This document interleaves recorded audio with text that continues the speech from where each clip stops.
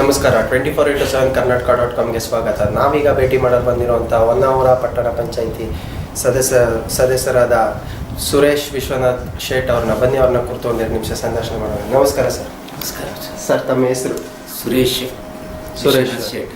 ಸುರೇಶ್ ವಿಶ್ವನಾಥ್ ಶೇಟ್ sir, ಯಾವ ಪಟ್ಟಣ ಪಂಚಾಯತಿಯಿಂದ ಆಯ್ಕೆ ಆಗಿರೋದು? ಹೊನ್ನಾವರ ಪಟ್ಟಣ ಪಂಚಾಯತಿಯಿಂದ ಆಯ್ಕೆ.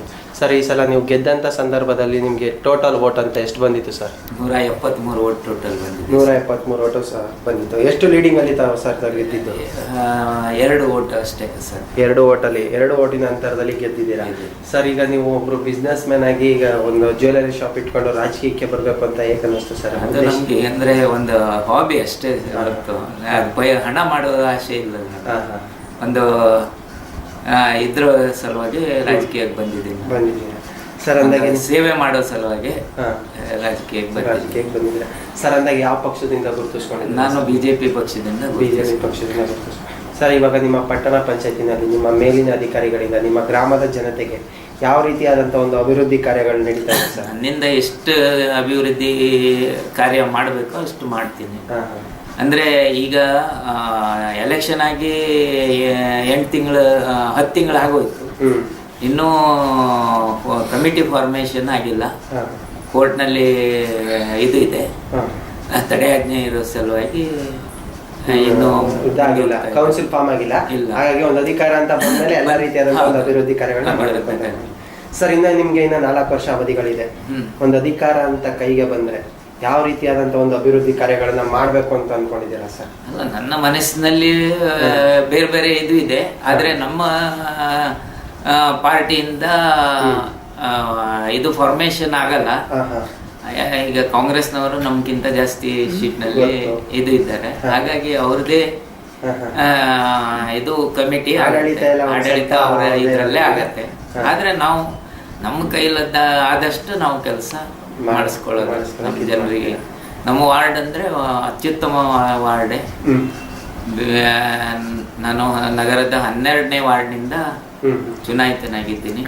ಕಿಂತಲ್ಕೆರಿ ಬಜಾರ್ ರೋಡ್ ವಾರ್ಡ್. ಅಂದ್ರೆ ಎಲ್ಲ ಎಜುಕೇಟೆಡ್ ಜನನೇ. ಹಾಗಾಗಿ ನಮ್ಮ ಆದಷ್ಟು ಅವರಿಗೆ ನನ್ನ ಸೇವೆ ಮಾಡ್ಲಿಕ್ಕೆ ಒಂದು ಅವಕಾಶ ಮಾಡಿಕೊಟ್ಟಿದ್ದಾರೆ ಅವರು. ಅವರಿಗೂ ನನ್ನ ಧನ್ಯವಾದಗಳು ಸರ್. ಅಂದಾಗ ಈಗ ನಿಮ್ಮ ರಾಜಕೀಯ ಜೀವನಕ್ಕೆ ಬರಬೇಕು ಅಂತ ಹೇಳಿದ್ರೆ ಗುರುಗಳು ಅಥವಾ ಸ್ಫೂರ್ತಿ ಅಂತ ಯಾರಾದರೂ ಇದ್ರೆ ಅವ್ರ ಹೆಸರು ಹೇಳ್ಕೋಬಹುದು ಸರ್? ಅಲ್ಲ, ನಾನು ರಾಜಕೀಯಕ್ಕೆ ಅಂದ್ರೆ ಅಷ್ಟೇನು ನಮ್ಗೆ ಒಂಥರ ಇದು ಇರಲಾಗಿತ್ತು. ನಮ್ಮ ಬಿಸ್ನೆಸ್ಸೇ ಮೇನ್ ನಮ್ಗೆ.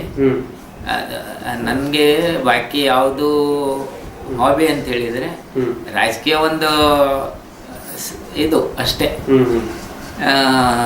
ರಾಜಕೀಯಕ್ಕೆ ಬರಲಿಕ್ಕೆ ನಮ್ಮ ಗುರುಗಳಾಗಿ ಡಾಕ್ಟರ್ ಕಾರ್ಕಳ್ ಮತ್ತೆ ಡಾಕ್ಟರ್ MP ಕರ್ಕಿ ಅವರೇ ಗುರುಗಳು ಅಂತ ಹೇಳಕ್ಕೆ ಇಷ್ಟಪಡ್ತೀನಿ. ಈಗ ನಮ್ಮ ಜಿಲ್ಲಾಧ್ಯಕ್ಷರು MG ನಾಯ್ಕರು ಇದ್ದಾರೆ, ನಮ್ಮ ಊರಿನವರು ಇದ್ದಾರೆ. ಹಾಗಾಗಿ ಅವ್ರದ್ದು ಸ್ಫೂರ್ತಿ. ಮತ್ತೆ ನಮ್ಮ ಕೆಲವು ನಮ್ಮ ಪಕ್ಷದ ಮುಖಂಡರಿಂದಾನೇ ಸ್ಫೂರ್ತಿಯಿಂದ. ಮತ್ತು ನಾನು ಮೊದಲಿಂದಾನು RSS ರಾಷ್ಟ್ರೀಯ ಸ್ವಯಂ ಸೇವಕದ ಸದಸ್ಯ. ನಾವು ಬಾಲ್ಯದಿಂದಲೂ ಸದಸ್ಯ. ಹಾಗಾಗಿ ನಾನು ಆ ಸೈಡ್ ಇದರಿಂದ ಆ ಥರ ಒಂದು ಕಾಂಟ್ಯಾಕ್ಟ್ ಇರೋದ್ರಿಂದ ಸರ್. ಅಂದಾಗ ಈಗ ನಿಮ್ಮನ್ನ ಬಿಟ್ಟು ನಿಮ್ಮ ಪಟ್ಟಣ ಪಂಚಾಯತಿನಲ್ಲಿ ಇನ್ನೂ 17 ಜನ ಸದಸ್ಯರುಗಳಿದ್ದಾರೆ. ನಿಮ್ಮ ಮುಖಾಂತರವಾಗಿ ನಮ್ಮ 24x7 ಕರ್ನಾಟಕ.comಗೆ ಒಂದು ಸಂದೇಶ ಅಂತ ಏನು ಹೇಳೋಕೆ ಇಷ್ಟಪಡ್ತೀರಿ ಸರ್ ಅವರಿಗೆ? ಅಲ್ಲ, ಅವರಿಗೂ ನಮ್ಮ ಎಲ್ಲರೂ ಒಂದೇ ಸಮನಾಗಿ ಕೆಲಸ ಮಾಡಿದ್ರೆ ನಮ್ಮ ಊರಿನ ಒಂದು ಅಭಿವೃದ್ಧಿ ಚೆನ್ನಾಗಿ ಆಗತ್ತೆ. ಮತ್ತೆ ಎಲ್ಲರೂ ಒಗ್ಗಟ್ಟಾಗಿ ಎಲ್ಲ ಪಕ್ಷಭೇದ ಮರೆತು ನಾವು ಕೆಲಸ ಮಾಡಲಿಕ್ಕೆ ಎಲ್ಲ ಇದು ಆಗಿರ್ಬೇಕು. ಆ ರೀತಿಯಾದಂತಹ ಒಂದು ಸಂದೇಶ ಎಲ್ಲರಿಗೂ ನಾನು ತಿಳಿಸ್ತೇನೆ ಸರ್. ಅಂದಾಗ ಈಗ ನೀವು ಒಂದು ಸದಸ್ಯರ ಸ್ಥಾನಕ್ಕೆ ಕೌನ್ಸಿಲ್ ಆಗಿ ಕೂರೋದಕ್ಕೆ ನಿಮ್ಮ ವಾರ್ಡಿನ ಜನತೆನೇ ಕಾರಣ. ಯಾಕೆಂದರೆ ಅವರು ಮತ ನೀಡಿ ನಿಮ್ಮನ್ನ ಆಯ್ಕೆ ಮಾಡಿ 2 ವೋಟ್ ಅಂತರದಲ್ಲಿ ನಿಮ್ಮನ್ನ ನಿಲ್ಲಿಸಿ ಗೆಲ್ಲಿಸಿದ್ದಾರೆ. ನೀವು ಅವ್ರಿಗೆ, ನಿಮ್ಮ ಜನತೆಗೆ ನಮ್ಮ 24x7 ಕರ್ನಾಟಕ.comಗೆ ಯಾವ ರೀತಿಯಾದಂಥ ಒಂದು ಅಭಿನಂದನೆ ಹೇಳಕ್ಕೆ ಇಷ್ಟಪಡ್ತೀರಾ ಸರ್? ಅಲ್ಲ, ಜನತೆಗೆ ನನ್ನ ವರ್ಚಸ್ಸು ಮತ್ತೆ ನನ್ನ ನಡೆ ನುಡಿಗಳಿಂದ ಅವರನ್ನ ನನ್ನಿಂದ ಅವರಿಗೆ ಸೇವೆ ಸಿಗಬಹುದು ಅಂತ ಹೇಳಿ ನಮ್ಮನ್ನ ಇದು ಮಾಡಿದ್ದಾರೆ, ಎಲೆಕ್ಟ್ ಮಾಡಿದ್ದಾರೆ. ಅದು ನಾನು ನಡ್ಕೊಂಡು ಹೋಗ್ಬೇಕು ಅಂತೇಳಿ ನಾನು 100% ಅವ್ರಿಗೆ ಭರವಸೆ ಕೊಡ್ತೀನಿ. ಕೊಡ್ತೀರಾ? ಈ ರೀತಿಯಾದಂತ ಒಂದು ಅಭಿನಂದನೆ ಹೇಳಕ್ಕೆ ಅಭಿನಂದನೆ. ಓಕೆ ಸರ್, ಇಷ್ಟೊತ್ತು ಕಾಲ ನಿಮ್ಮ ಸಮಯನ ನಮಗಾಗಿ ನೀಡಿದ್ದಕ್ಕಾಗಿ ಧನ್ಯವಾದಗಳು ಸರ್. ಹಾಗೆ ನಿಮ್ಮ ರಾಜಕೀಯ ಜೀವನಕ್ಕೆ ಶುಭವಾಗಲಿ ಅಂತ ಕೋರ್ತಾ ನಮ್ಮ ಮಾತುಗಳನ್ನು ಮುಗಿಸ್ತಾ ಇದ್ದೀನಿ. Thank you sir.